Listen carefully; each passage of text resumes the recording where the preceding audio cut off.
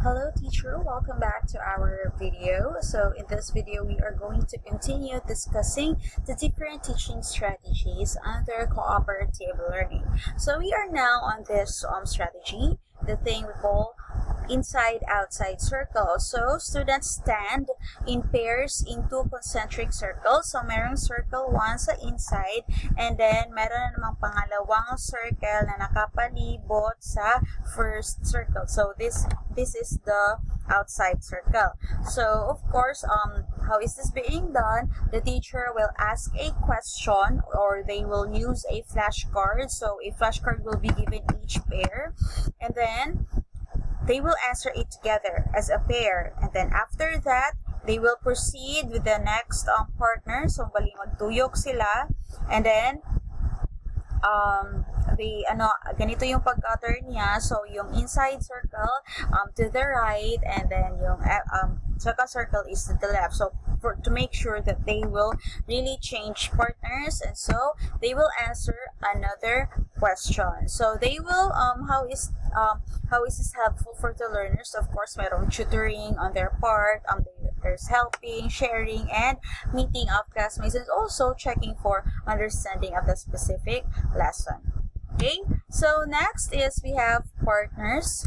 So still, the students will work together in pairs or create or master a content. So they consult with partners from other teams. So para magana sila mag-discuss sila or like they will still change partners. Okay, so the next is the thing we call jigsaw. So how is this being done? So sa jigsaw, meron tayong tinatawag na expert groups. So in one topic pa. Okay, so ganito siya. Let's say for example, yung science again, so yung solid, liquid, gas, and plasma. So you have 4 groups, and so parang i-assign mo sila. So in one group, meron kang 4 na members.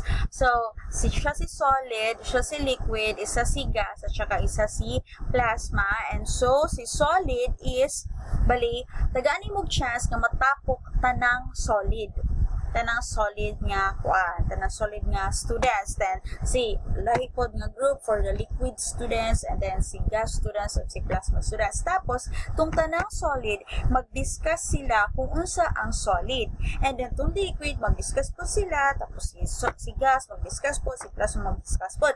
Then after discussion, after specific minutes, so they will go back to their original group. And so diba, nakagather na sila og new ideas from other classmates. So kung unsa tong ina-learn ni solid from other solids na classmates niya, so i-share na to niya sa iyang other 3 members of the group. So mayroon siyang, ito yung tinatawag nating jigsaw.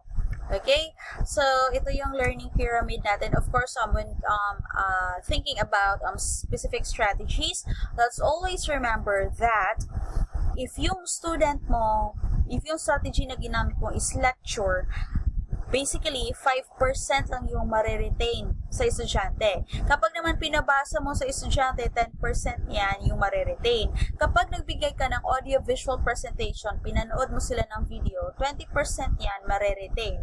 Okay? So, kapag naman dinemonstrate mo, ikaw si teacher, nag-demonstrate in front of the class about mixing chemicals, what so on and so forth. So, eventually, 30% nung nakita nila sa iyo kasi nga dinemonstrate mo is mareretain sa kanila, hindi nila malilimutan kaagad.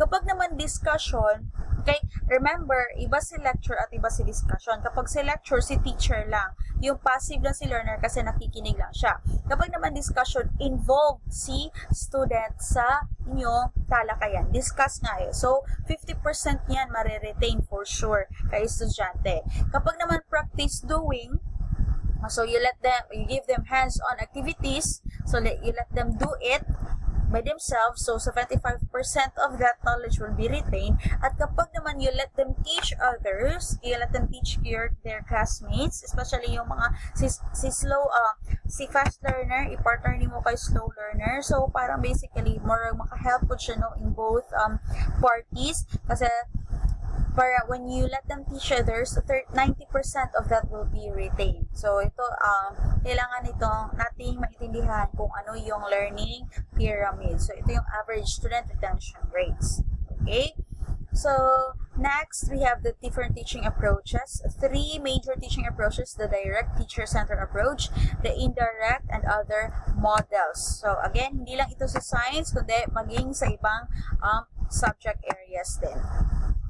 Okay, so kapag sinabi nating direct or teacher-centered si teacher lang lahat. Okay, so ito yun, meron tayong deductive method, demonstration method, and lecture method. Kapag deductive method begins with a rule that is applied to specific examples, opposite of inductive. So let's say for example, sa mathematics, so kapag deductive method, ganito yung rule. Kapag sinabi natin multiplication table, ay pag sinabi natin multiplication, i-arrange mo siya, itunong mo ang number, ganito yung process, step 1, step 2, step 3, before ka magbigay ng other examples on how to do solving the multiplication problem. So that is deductive method.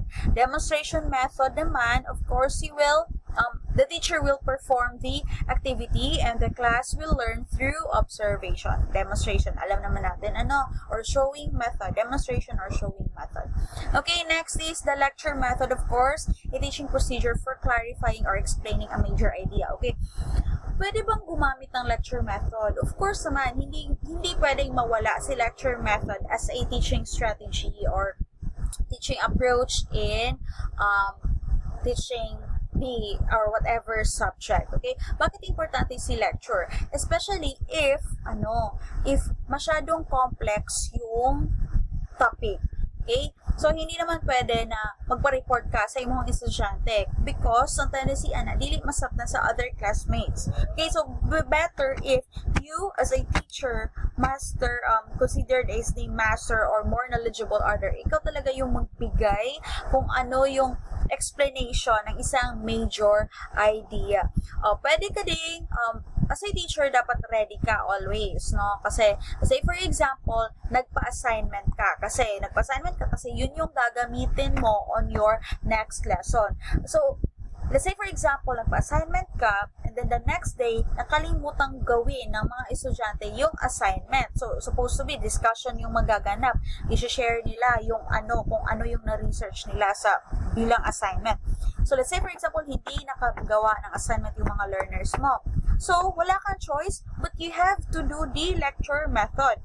You will supply the idea na hindi nagawa or hindi na-research beforehand ng iyong mga learner. Okay, again, ito yung 3 methods under the direct teacher-centered approach, deductive method, demonstration method, and lecture method. Okay, so ito yun naman yung indirect approach. So we have project method. Ito siya.